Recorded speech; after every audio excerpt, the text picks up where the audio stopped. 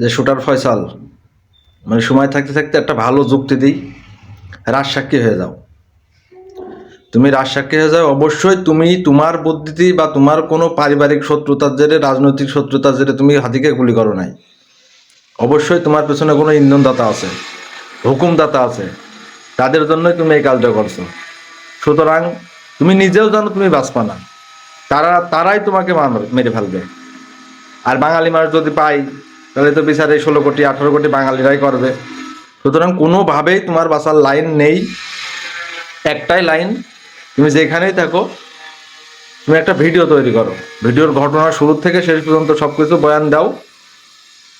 তাতে করে পরবর্তী প্রজন্ম হয়তো তোমার প্রতি ঘৃণা রাখবে না, বা তোমার ফ্যামিলি, তোমার মা বাপের দেখা হলো তারা সম্মান দেবে, তা না হলে বলবে ফয়সাল খনির বাপ, ফয়সাল খনির মা। সুতরাং এই পরবর্তী প্রজন্মর এই ঘৃণার থেকে বাঁচতে, মানে সব কিছুর ঘটনা শুরু থেকে শেষ পর্যন্ত একটা ভিডিও ক্লিপ বানাও অথবা আত্মসমর্পণ করো। এছাড়া একটা লাইনও নেই তোমার বেঁচে থাকার।